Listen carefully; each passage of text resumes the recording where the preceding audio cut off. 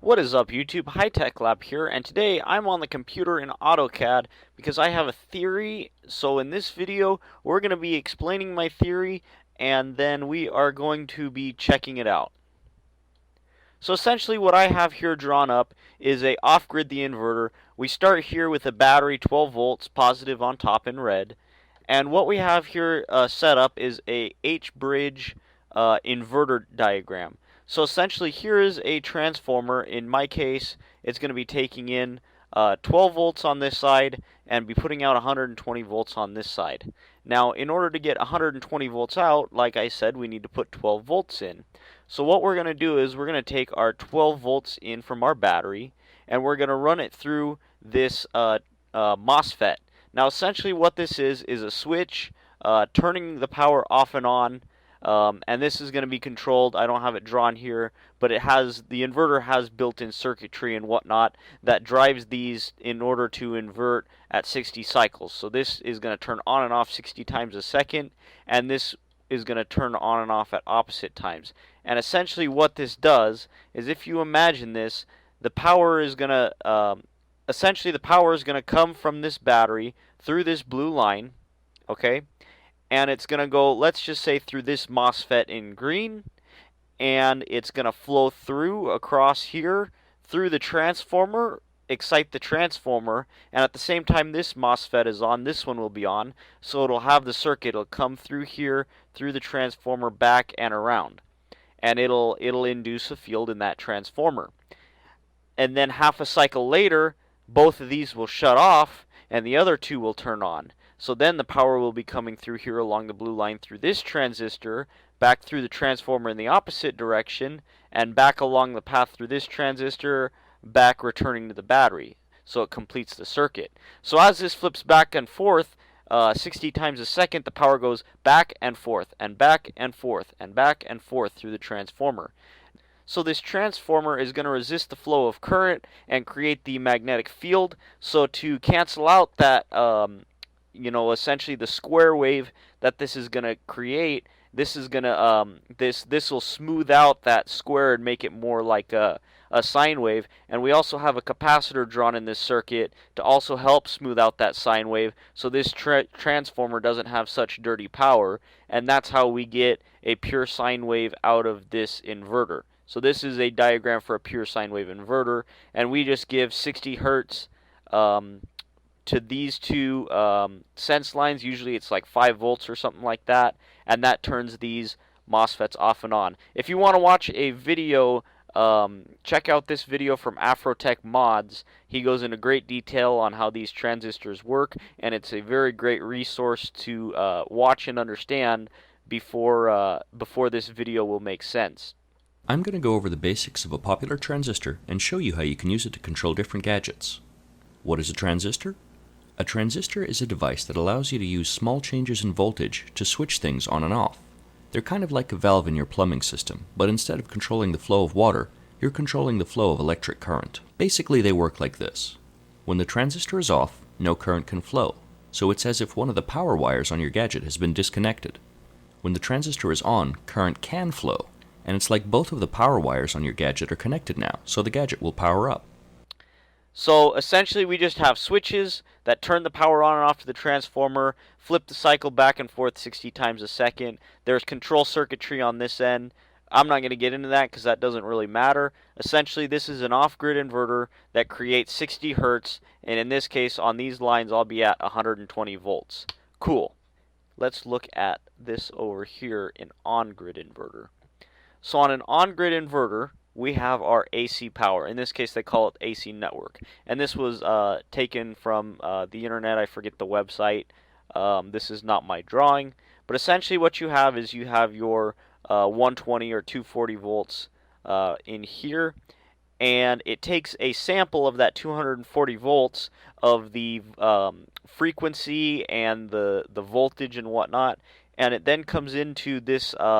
This is essentially the control of that grid tie inverter, and what it does is it takes in this section the frequency and phase, so that way it can drive the grid tie inverter at the correct time to hit the same sine wave as the electrical grid. So essentially, the inverter becomes a load because it's no longer pushing power into the grid if the phase doesn't line up. So that's why this sampling circuit is very important for the operation, because it wants this inverter to perfectly match the AC power out. I don't know if you can see where I'm getting yet at this point, but I'm getting there. So then it goes from analog to digital and goes into this PWM generation box, which is pulse width modulation, which is essentially turning off and on the MOSFETs. So that is essentially what this is here. So in this case, it's getting its frequency from the sampling circuit. In the case of an off-grid inverter, it has a circuit that actually generates 60 hertz, and you can look online. There's plenty more diagrams and probably videos that can explain it better, but it makes 60 hertz. So in this case, it takes the 60 hertz from the line. In the case of an off-grid, it creates its own 60 hertz. And then it goes and drives the same sort of setup H-bridge inverter, and that's what I have drawn here. So this is that sampling circuit. It's taking our, from the grid off-grid inverter, it's taking this 120 volt along these lines, and it's putting out 60 hertz at about 5 volts, and these two lines are inverted from each other. So we then are doing the same thing. We're turning these two on at the same time.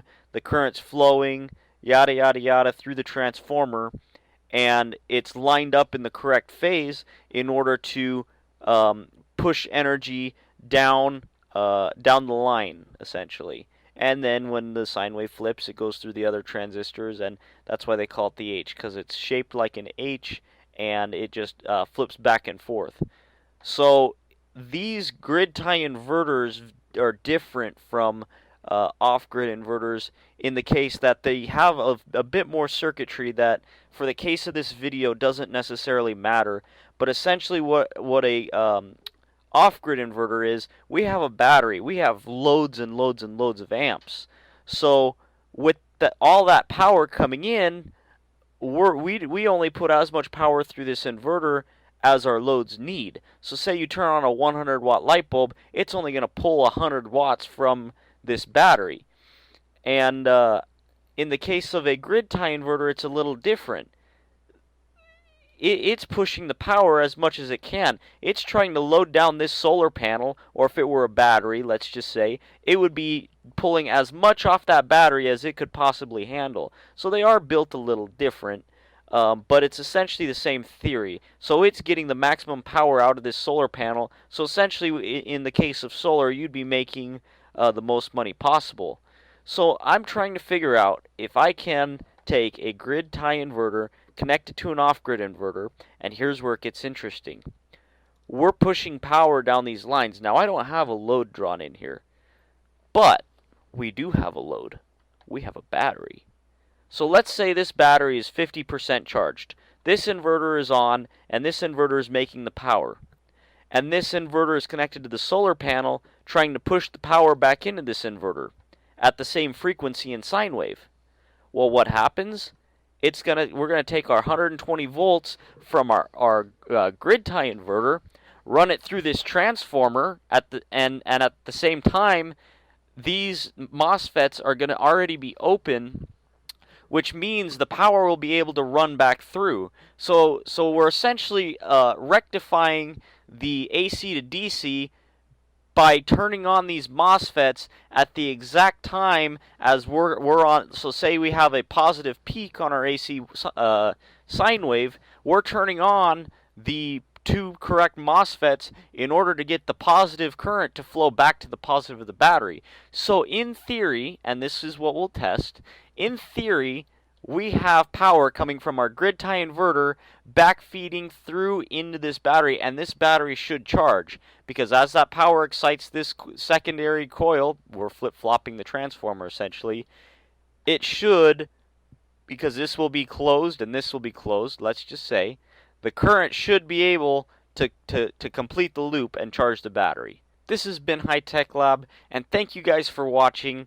And stay tuned, because I'm going to actually take this into the real world. I have some microinverter grid tie, and I have a 120 volt transformer based inverter. I'm going to connect this up. I'm going to see what happens. If it goes bang, we're going to figure out why it went bang and why it didn't work. So this has been my theory. This is Dexter, and I will see you guys later.